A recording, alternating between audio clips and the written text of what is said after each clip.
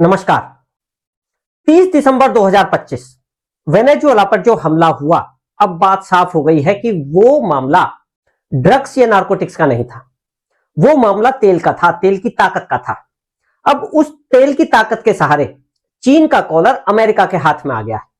यानी वो लड़ाई वेनेजुएला और अमेरिका के बीच में नहीं है, वो लड़ाई अमेरिका और चीन के बीच में है, वर्चस्व की लड़ाई। हमारा आज का वीडियो अमेरिका की स्ट्रेटेजी पे होने वाला है।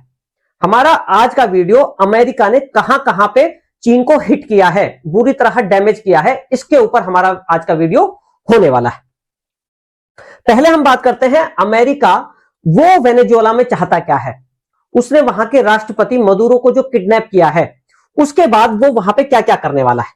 देखिए, पहली बात, उसका जो बिजनेस है, तेल का बिजनेस वेनेजुएला का, उसे वो लीगलाइज करेगा। लीगलाइज करने से क्या मतलब है, अभी जो बिजनेस हो रहा है उसका कोई पिक्चर क्लियर नहीं है अमेरिका को या यूरोप को, कि वो किस प्राइस में किस किस देश को कितना कितना तेल शिप कर रहा है, पैसा किस तरीके से फ्लो हो रहा है, किस करेंसी में पैसा आ रहा है। तो अमेरिका सबसे पहले उसे लीगलाइज करेगा। देखिए, अमेरिका उसी चीज को लीगल मानता है जो उसके सिस्टम से होके जाता है। तो पैसा डॉलर में आना चाहिए और जो ट्रांजैक्शन है वो भी उसी के सिस्टम से होनी चाहिए, स्विफ्ट के थ्रू होनी चाहिए। तो सबसे पहले वो उसके बिजनेस पे कंट्रोल करके अपने सिस्टम से पास करेगा। दूसरी बात, वो ये चाहता है कि जो सबसे ज्यादा शिपमेंट है, जो सबसे ज्यादा एक्सपोर्ट है, वो अमेरिका को हो, अमेरिका को एक्सपोर्ट हो, साथ में चीन को जो एक्सपोर्ट हो रहा है वो रुक जाए। ये अमेरिका की सबसे बड़ी डिमांड है। और वो जो पैसा है तेल का, उसे अमेरिका अपने बैंक अकाउंट में कंट्रोल करेगा। यानी कि उस बैंक का जिसका कंट्रोल अमेरिका के पास है, उसमें वो पैसा रखा जाएगा। तो ये मुख्य मुख्य शर्तें हैं अमेरिका की। अब देखिए, चीन को किस किस तरीके से नुकसान हुआ है। चीन को एक नुकसान तो बिल्कुल डायरेक्ट हुआ है, उसकी जो ऑयल जरूरतें थी, जो एनर्जी की जरूरतें थी, वो वेनेजुएला भारी मात्रा में पूरी कर रहा था।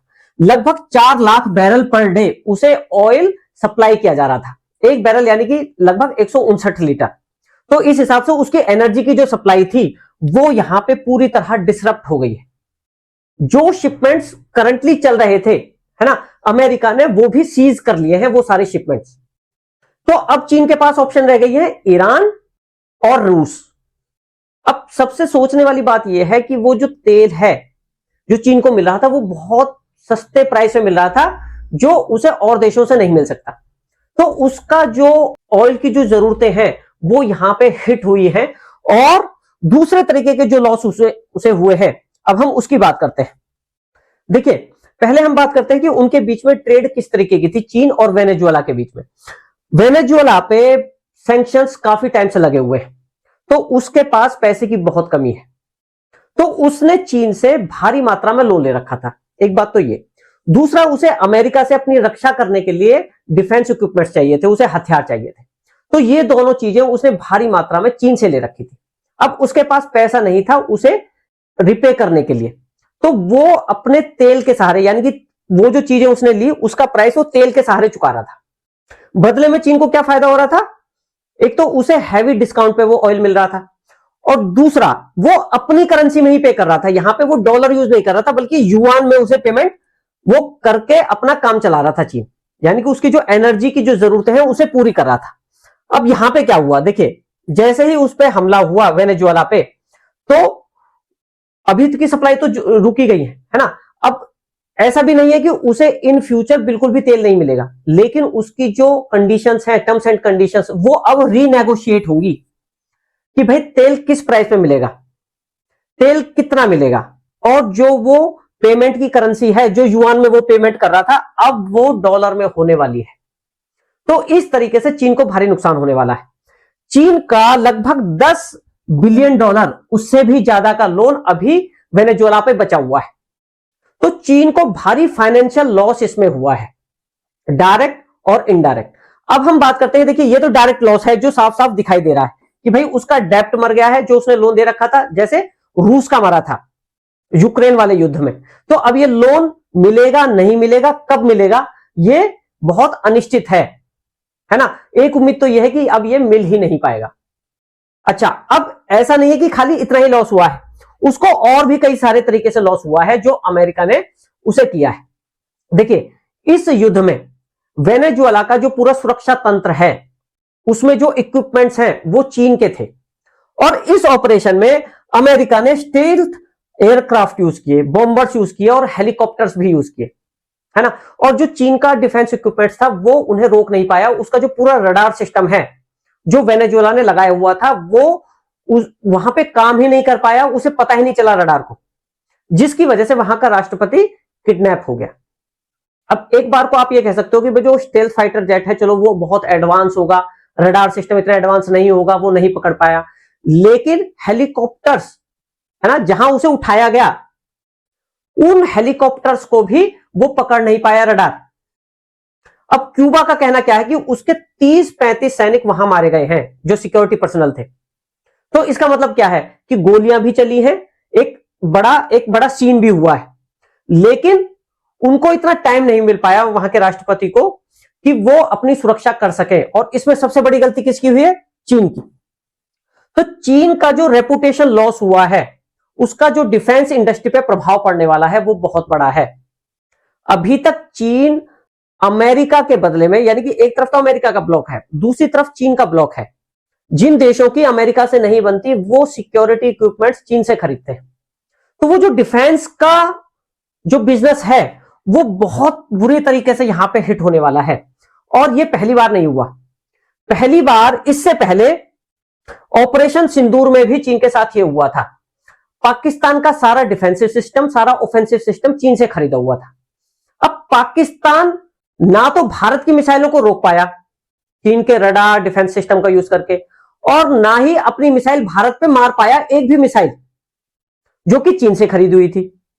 लेकिन उस केस में चीन बच गया। बच क्यों गया? जो वेस्टर्न मीडिया था उसने भारत को अंडरप्ले किया। अगर वो चीन के इक्विपमेंट्स की बुराई करता तो भारत के इक्विपमेंट्स की अपने आप बढ़ाई हो जाती। इससे उनकी आर्म्स इंडस्ट्री पे फर्क पड़ता, यूरोप की, अमेरिका की, क्योंकि उनके इक्विपमेंट्स महंगे हैं। तो जो खरीदार है वो भारत के पास आता तो उनकी आर्म्स इंडस्ट्री नीचे जाती। इस वजह से उन्होंने डाउन प्ले किया भारत के उस युद्ध को, ऑपरेशन सिंदूर को। तो चीन की इमेज वहां पे बच गई। लेकिन अब इस केस में जो वो पूरा मीडिया तंत्र है वो अमेरिका के पास में है, यूरोप के पास में है। तो अब जब वो अपनी बातें फैलाएगा कि भाई चीन किस तरीके से वहां फेल हुआ, तो चीन का जो डिफेंस सेक्टर है ना, डिफेंस की जो कंपनियां हैं उनका बहुत बुरा समय है। अब इसके साथ साथ देखिए वो तो हो गए लॉस, जो डायरेक्ट लॉस है डिफेंस इंडस्ट्री है या फिर उसका जो डायरेक्ट लॉस हुआ है वेनेजुएला में। इसके साथ साथ उसको कई सारे रणनीतिक लॉस भी हुए हैं। एक जो चीन ने ऑरा बना के रखा हुआ था, एक उसका एक टोरा था, उस पे बहुत गहरा असर हुआ है। देखिए यहां पे अमेरिका ने एक बात क्लियर कर दी कि भाई वो अपने बैकयार्ड में चाइना, रूस ऐसी कोई शक्ति नहीं चाहता। तो वो जो दूसरे देश है वेनेजुएला के अलावा, एक तो वो पहले से ही डर गए हैं, तो वो चीन से थोड़ा सा डिस्टेंस मेंटेन करने की कोशिश करेंगे। एक उनको ये समझ में आ गया है कि जो चीन गारंटी देता है उनकी सिक्योरिटी की, उसके कोई ज्यादा मायने नहीं है। तो जो चीन का इन्फ्लुएंस है उन देशों पे, अब देखो इन्फ्लुएंस किस किस रूप में होता है। इन्फ्लुएंस होता है तो बिजनेस डील्स बढ़ते हैं, इन्फ्लुएंस होते हैं तो वो अपनी कई सारी जो प्लेसेस हैं, है ना, ऑपरेशन के, वो उस देश को दे देते हैं। तो चीन का इन्फ्लुएंस होता तो चीन को वहां पे कई सारी रणनीतिक जगह मिल सकती थी, वहां पे उनका बिजनेस बढ़ सकता था, है ना। अब अमेरिका ने ये क्लियर कर दिया कि भाई ये नहीं चलेगा। तो वो देश एक तो पहले से ही पीछे हो गए, दूसरी बात उनके दिमाग में ये सेट हो गई कि भाई चीन की गारंटी के ज्यादा मायने नहीं है, तो जो उसका ऑरा है वो बढ़ने की बजाय माइनस हो गया। अच्छा, अब अगर हम चीन की और रणनीतियों की बात करें तो देखिए चाइना का इन्फ्लुएंस बहुत दूर दूर तक रहा है, चाहे वो साउथ अफ्रीका के देश हो, चाहे वो साउथ अमेरिका के देश हो। तो उसकी स्ट्रेटेजी, उसका एक ऑरा जो उसने टोरा बना के रखा था, उसमें बहुत प्रभाव पड़ने वाला है। उसके साथ साथ उसका जो पड़ोसी देशों के साथ उसने जो इंप्रेशन बना के रखा था, जैसे वो भारत के बॉर्डर पर बार बार तनाव क्रिएट करने की कोशिश करता है ना। कर ना पाए वो एक अलग बात है, लेकिन जिस तरीके से वो फिलीपींस को, साउथ कोरिया को, जापान को, ताइवान को वो लगातार तंग करता आया है, यानी कि वो जिस तरीके से चीन को ताकतवर समझ रहे थे, है ना, वो इंप्रेशन बर्बाद हुआ है। तो फाइनली क्या बात हमें यहां पे समझ में आई कि जो ये हमला था वेनेजुएला पर, ये ड्रग्स के लिए नहीं था बल्कि ऑयल कंट्रोल के लिए था। दूसरी बात, उस ऑयल कंट्रोल के सहारे अमेरिका का पर्पस चीन को चैलेंज करना था, चीन पर दबाव डालना था। अब प्रश्न नेक्स्ट ये आएगा कि चीन किस तरीके से इस दबाव से उभर कर आएगा, वो क्या चाल चलेगा कि अमेरिका की स्ट्रेटेजी को वो काउंटर कर सके। ये थी हमारी आज की वीडियो। अगली बार फिर हम किसी और महत्वपूर्ण विषय के साथ प्रस्तुत होंगे। Thank you.